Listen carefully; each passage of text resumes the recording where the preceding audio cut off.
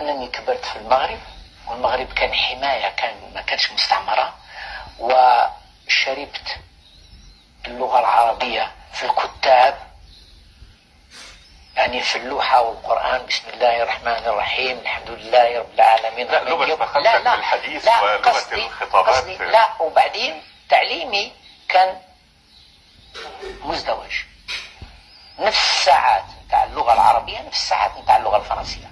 فأنا ما انتظرت استقلال الجزائر ومعركة التعريب وكذا حتى نتعرب، أنا من البداية. ونضيف نقول بأن أبا وأما أصلي عربي، يعني حتى تكون الأمور واضحة بيني.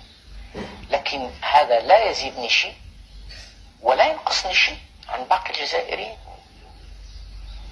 أنا بالدرجة الأولى نقول مواطن جزائري، ديني الإسلام، لغتي اللغة العربية، عرقي أنتمي إلى شعب عرق أمازيغي.